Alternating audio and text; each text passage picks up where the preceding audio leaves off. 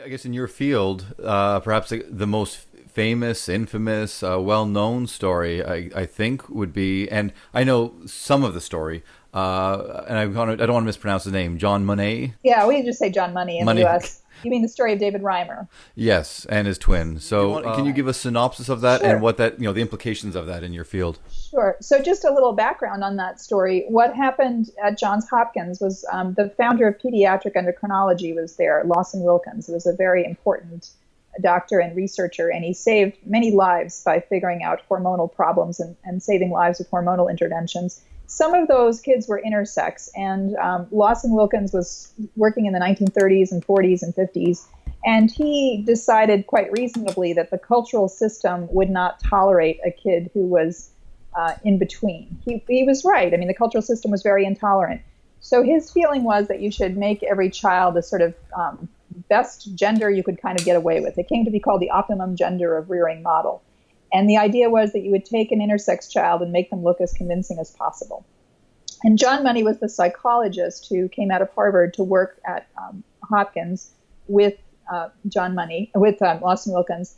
And Money ended up sort of developing a psychological theory around this, which was the belief that children are born pretty ambiguous in terms of gender identity, not in terms of sex, but in terms of gender identity. And if you made them look convincingly male or convincingly female early enough and convinced them psychologically that they were either a boy or a girl, that you could turn any child sort of, not really any, but that you could steer children to be, real men and real women, by which they also meant straight. So when they grew up, they would appear to be straight people. And when the Reimer case came along, this system was already very well established. It was already being adopted all over the United States and really most places in the world. It was starting to be adopted. So what happened in the Reimer case was there were these two identical twin boys that were born as normal males, so no intersex type at all. And at the age of 8 months, they started to have a problem with their penises called phimosis. And the solution to phimosis is usually just to do a circumcision. So the doctor went to do a circumcision. He began on the boy that later was known as David. And when he did it, he used a bad technique and he accidentally burned off most of David's penis. So you had this boy who was a boy, but no penis. And so they ended up being referred to Hopkins. David's brother's penis was left intact because the doctor stopped after he had terribly damaged David. And the attitude at Hopkins was, well, this is just like an intersex case because this is a kid with messed up genitals, so we should turn this child into a girl. Money was very interested in the case because he saw it as a perfect test case of his theory. Here you had a child who was not born intersex, so there was no intersex brain development. It was born a male. You had a twin boy who was going to be raised in the same household as a boy, and you'd have one raised as a girl. So it was like the perfect experiment as far as Money was concerned. Right. And Money claimed for many years that it worked, that the child who came to be known as Brenda, the child who was sex changed to be a girl, grew up girlish, liked dresses, liked being with her mother, blah, blah, blah, was supposedly going to be a straight girl.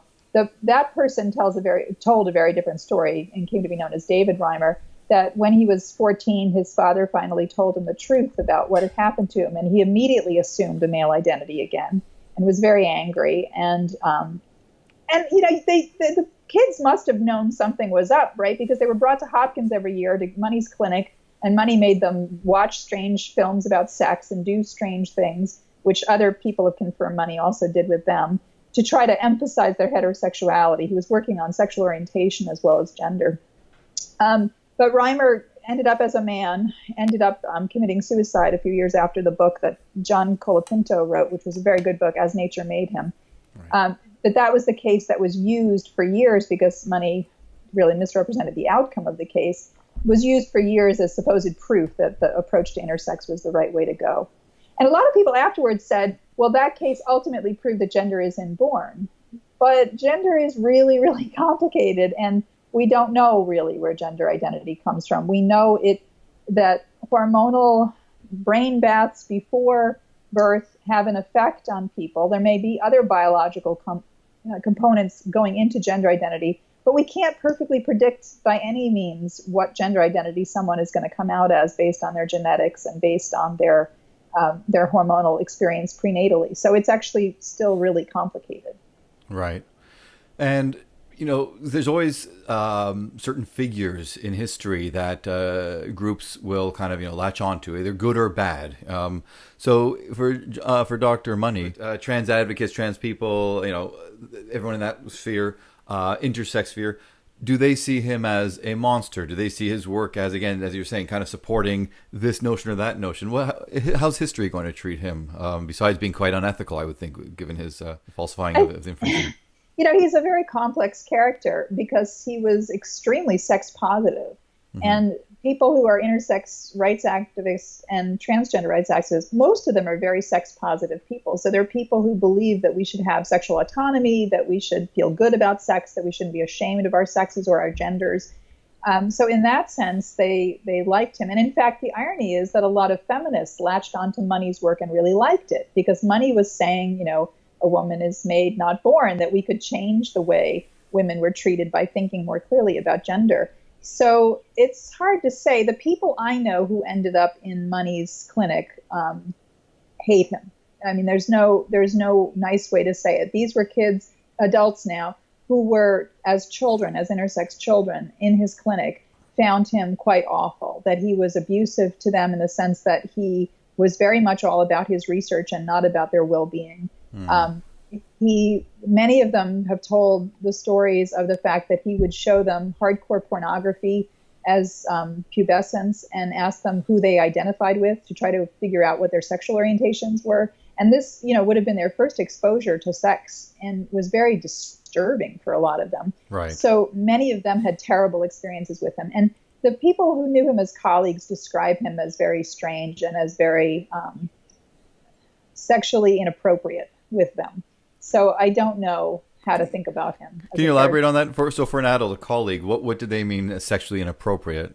That he solicited sex from his colleagues, that he was sexually inappropriate in terms of his language. He was well known for having 1 million phallus statues all over his office, that today, if you were in a medical center or academia, they wouldn't let you have an office that was nonstop phallic structures all over the place. Right. So that kind of thing. But, you have to remember he's working in the 60s and the 70s, and he was a sexual progressive. So he looked strange in his time, but it was also an odd time for sex. It was a more liberal time for sex in a lot of ways than what we have today.